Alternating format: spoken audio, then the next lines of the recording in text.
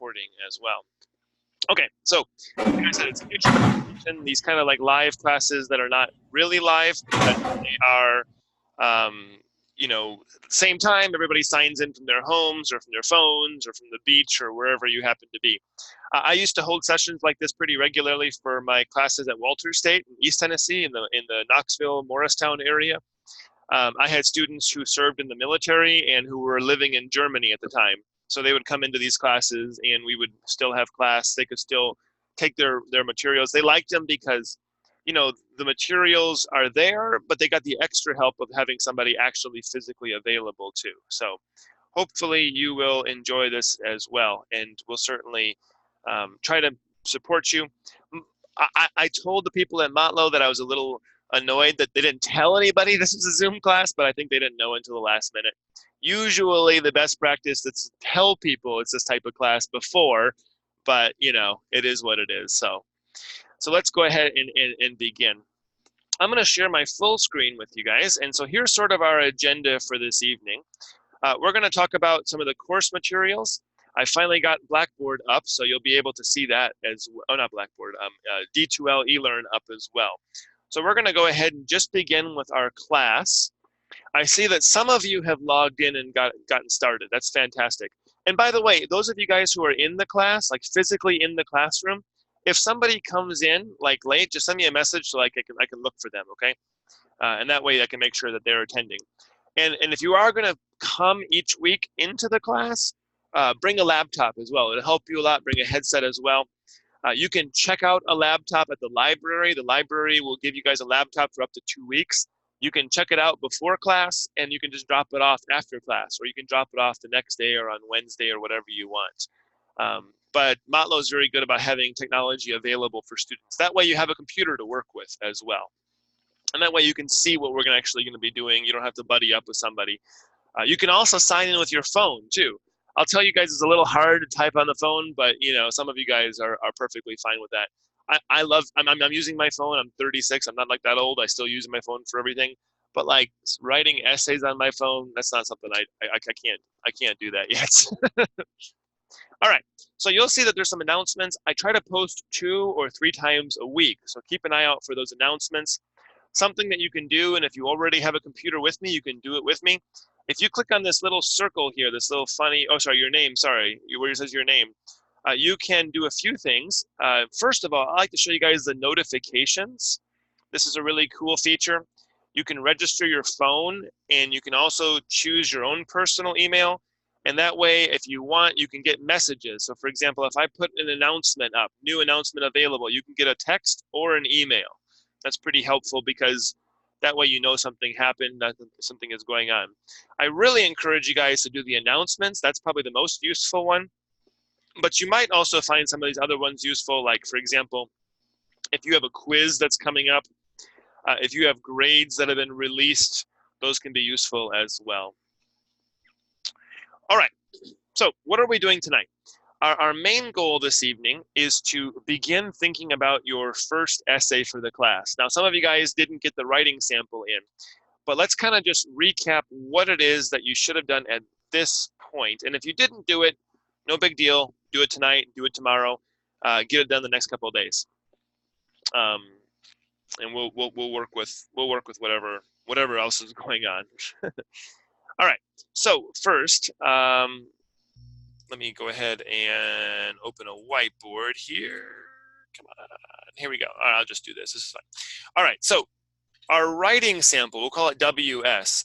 That's going to become your first paper. Now, many of you guys did your writing sample. You emailed it to me. I emailed it back to you already, so you have that available. If you turned it in via the assignments up here, like for example, Catalina, you already have it back. I gave you guys feedback this afternoon. You can check it. And you'll get some ideas of what you want to do with your first paper. Our first paper, and we'll go right into the actual course materials with the content. Your first paper is a narrative description. It's also an argument. All of your papers are arguments, meaning we're going to be using strategies to convince others to think or act or feel differently. In this paper, we're going to be using our descriptions and we're going to be using our narrative, our own story, to try to convince somebody to feel or act or do something different. So all of you guys shared an experience. All of you guys who did your writing sample shared a personal experience. Some of you faced very tragic events. Some of you guys faced some struggles, like a day-to-day struggle. Some of you guys faced, you know, problems with family or accidents or diseases, or I think a couple of you guys talked about deaths of loved ones. All of these are struggles, and that we have these in common. The question that you want to address for paper 1 is, what do you want somebody else to do based on your struggle? For instance, we often say that the best teacher is experience, but other people will say that the best teacher is somebody else's experience. So somebody else suffers a problem, endures something, goes through something, and we say, I don't want to do that, right? I want to avoid that person's mistakes. Or conversely, we see what somebody else did and we say, I want to be able to do like that, right? I want to get over it. I want to be able to experience the same positive outcomes. And so we want to think about our essays and what can we teach somebody else through our individual experience. So let's begin by talking about the structure of your narrative essay. All right. So let's think about this for a moment. You can use the chat. You can turn your microphone on a little bit. What are some parts of a story? And you're telling a story, right? No doubt, you are telling a narrative. You're telling your own story. But what are some parts of a story? An exposition.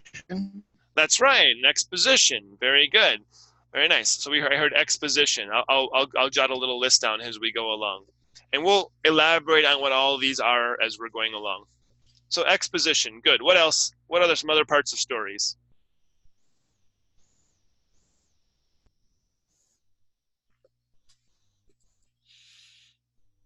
The climax? Okay, very good. Very good. The climax. Yeah, that's right. So in a movie, for instance, the climax is going to be that big fight scene at the end. It's going to be where, you know, the guy and the girl kiss at the end, or the marriage, or it's going to be where the person gets the dream job, right? Usually it's a positive thing, but that's not always the case, right? Especially in like books. Movies tend to have happier endings than books. So we have the exposition, we have climax, very nice. There's a couple other pieces. Anybody? Rising action. Very Resolution. nice. Very good. You guys got it. Rising action and resolution. We'll add those as well. So those are the 4 pieces that your essay is going to want to have as well. Many of you had them already going. Some of you put them all into one paragraph. Some of you guys kind of mixed them all together. That's perfectly fine. It was just a writing sample. But by the end of our first paper, you want to clearly have these 4 parts in your narrative portion of your essay. So let's break it down a little bit. Let's break it down. Let's begin with the exposition. And this is available. If you want to have this file, you can go into our content, and it's right here. Narrative essay outline. You can see it right here. You can download it. You can print it out if you like, whatever you want. It's perfectly fine. It's right available there. So I'm using this. I didn't make this. I stole it from Santa Barbara City College in California. It's a very useful handout. There's some little clunky things about it, and so we'll tweak the language a little bit as we're going along. So we have our body paragraphs. Those exposition, rising action, climax, and resolution, those are all part of our body paragraphs. And then, of course, we frame it with a clear introduction and a clear conclusion. Those will be part of your argument. We'll talk about those in a little bit. So what I want you guys to start doing is start identifying the different parts of your essay. So for instance, your beginning action, this is one of those clunky things, I don't like calling it beginning action, the exposition. So let's take a moment and think, what goes in an exposition? Character introduction. Say it again, Gregory. Character introduction. Character introduction. Okay, very good. Character introduction. That's right. Character introduction. Very nice. Good. Character introduction, definitely. So what does that mean? We're going to be identifying the who's, right? That also includes you, by the way, right? So how old are you? Where are you? You know, who else is important to the story, right? Are your parents, a lover, the drill sergeant, the teacher? Who are the characters that are going to be important in this story? I mean, if you've watched Avengers, for instance, I watched Avengers Endgame a couple of weeks ago, and if you think about the exposition, it's when all these characters are gathered together and they're trying to decide what they're actually going to do, right, in order to defeat Thanos. So you have all the who's of the movie, right, all the major players, which of course doesn't include the ones who were killed off in Infinity War, right? And so you have this very much this who's who sort of character. So what else do we have? Not just the character introduction, but what else would possibly go in this opening section? The plot? Okay, very nice. I heard Isaac say that, right? Is that you, Isaac? Yes. Yeah, very good. So the plot, very good. So we might think about the plot as in the overall arc of the story, right? Plot often includes the entire story, right, from beginning to end. So we might have the introduction of the plot. That might include things like setting, right? Where, and don't forget setting is not just where, it's also when, right? So are we in 8th grade? Are we in 2002? Are we in, you know, some far, galaxy far, far away, like the Star Wars sort of things happen? So your beginning action usually is going to be about a paragraph long, and you want to focus on these elements. How old were you? Where were you? Who's important to the story? Where is this all taking place? All of this, right? Something you want to be able to do also is you want to focus not on one specific event. I'm sorry, a whole arc of years. You want to focus rather on one specific event of your life. Something very, very specific that might have changed how you behaved and how you perceived the world. Okay. Good. So we have our beginning action. We got our exposition. Let's take a moment and start talking about the middle action. We also called it what? Rising. That's right, the rising action. That's right, Joanna. Very good. So the rising action. What do we mean by rising action? Anybody? Conflict. Okay, yes, I heard the word conflict. Yeah, that's right. So the old arc is that a narrative goes something like this, right? So if you've ever seen this before, we call this a Freytag triangle, which is not really a triangle, but